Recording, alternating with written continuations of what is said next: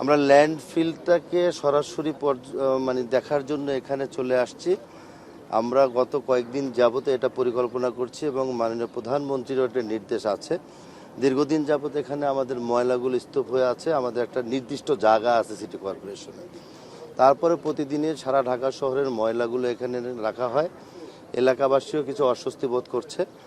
তো আমরা অনেক আগেই এখান থেকে বিদ্যুৎ উৎপাদন সহকারে ময়লাকে সবসময় ক্র্যাশ করার জন্য, ক্র্যাশ করে এটাকে থেকে বিদ্যুৎ উৎপাদন হবে, দুর্গন্ধমুক্ত হবে, এরকম একটা বিষয় নিয়ে সাবেক যারা ছিল তারা হয়তো বা কাজ করেছে। এখন আমি বর্তমানে দায়িত্ব পেয়েছি। এই কাজটি হয়নি একমাত্র পরিবেশ থেকে কিছুটা বাধাগ্রস্ত হয়েছে। এর কারণে আপনারা নিজেরাও সাংবাদিকরা জানেন কি কারণে। আমরা চাইব অতি দ্রুত সময়ের মধ্য দিয়ে, এখন বাংলাদেশে একটা নির্বাচিত সরকার আছে, যাতে কোনোভাবে আমাদের জনগণের দুর্ভোগ না হয়। জনগণ ভোট দিয়েছে নির্বাচিত সরকারকে তাদের কল্যাণে কাজ করার জন্য। আমরা সেই বিষয় নিয়ে পরিবেশ দপ্তরের সাথে কথা বলে দ্রুত সময়ের মধ্যে যাতে এটাকে একটা বাস্তবায়ন করা যায় সেই ব্যবস্থাগুলো করব।